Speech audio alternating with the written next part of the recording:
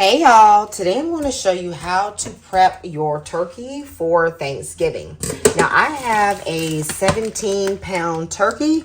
This a big old boy. Now I know these turkeys will say pre-brine, but I also say simply thaw and cook. And y'all know good and well we ain't doing that. Okay, you know it ain't even gonna come out good if you do that. And that's just gonna be a waste of a bunch of meats. Okay. So I'm going to show you how I'm going to prep the turkey, brine the turkey, and get it ready for Thanksgiving. Okay.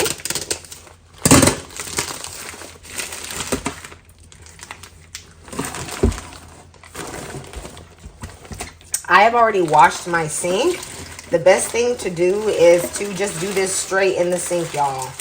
Okay, so I cleaned out my sink and prep for this.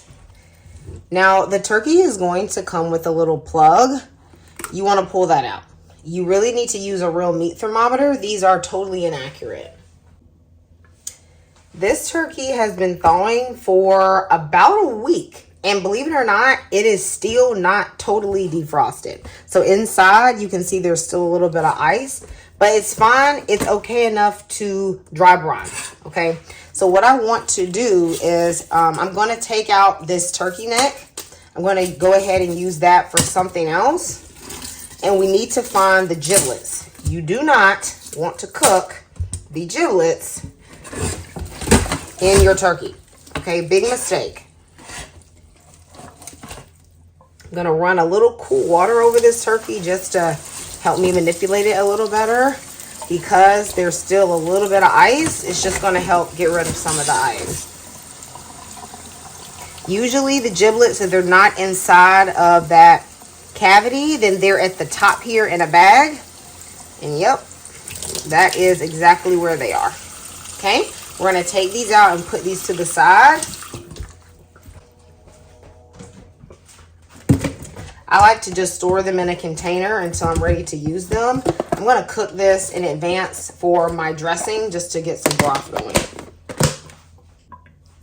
I am going to rinse my whole turkey and also get off any of the film you see on here. It's like feathers and things from where it hasn't been fully butchered all the way. I'm going to get that off. I know some people are against washing your meat, rinsing your meat, but it's already in your sink anyway.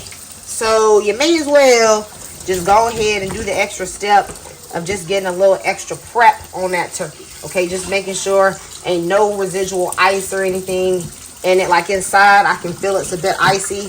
The cool water will pretty much melt that and take care of that.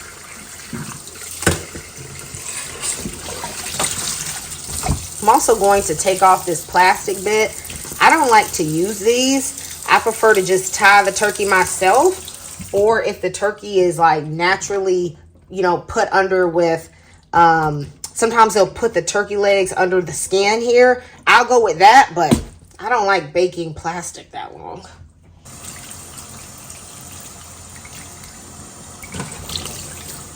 Okay, I feel like my turkey is thoroughly rinsed and most of the feathers I've been able to pluck off anything that's left. Now, here's the thing. With dry brining, you actually want the turkey to be super duper dry.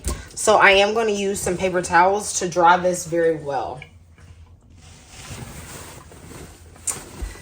I'm going to dry my turkey as good as I can.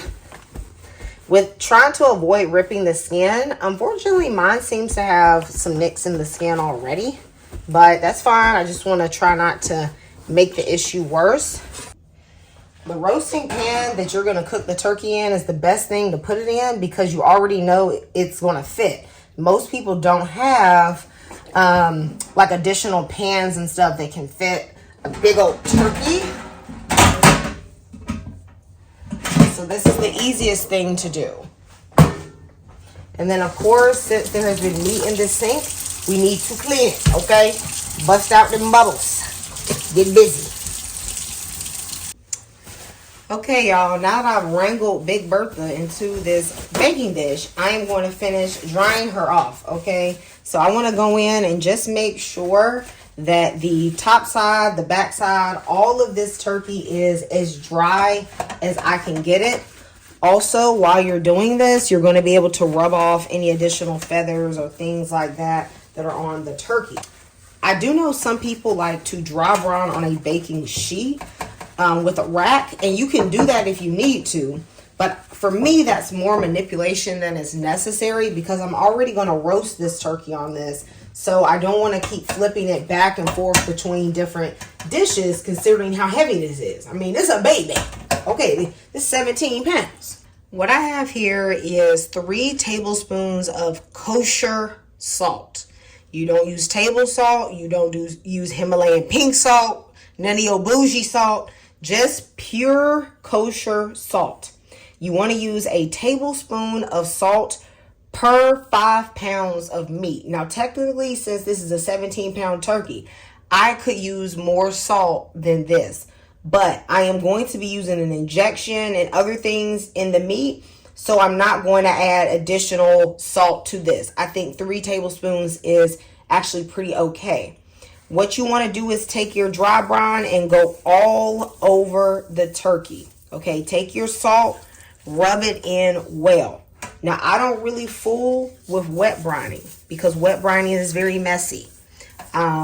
I'm in a small apartment. I don't have like an extra fridge to keep a turkey for a few days. So I think dry brining is the easiest thing to do because all we're going to do is rub this turkey down on all parts with this salt. Now, you do not have to worry about this making your turkey too salty.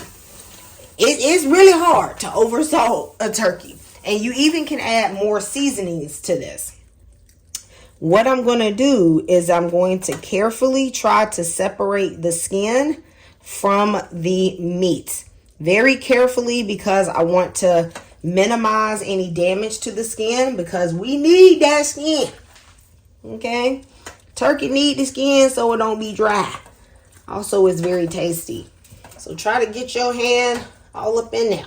Now, the salt that you put on the skin, that is going to pull the moisture out the skin to make the skin very crispy. The salt that we're going to put under the skin, that is what is going to help flavor the meat.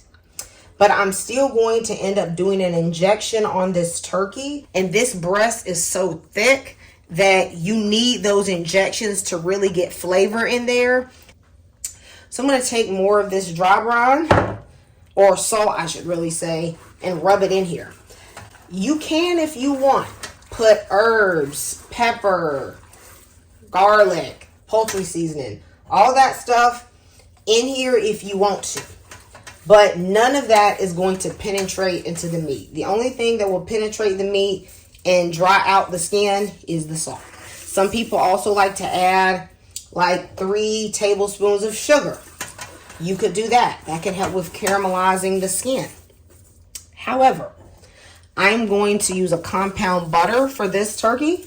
So I really don't need that. The skin is going to become brown because of all the butter. I have about 1.5 tablespoons of that salt left.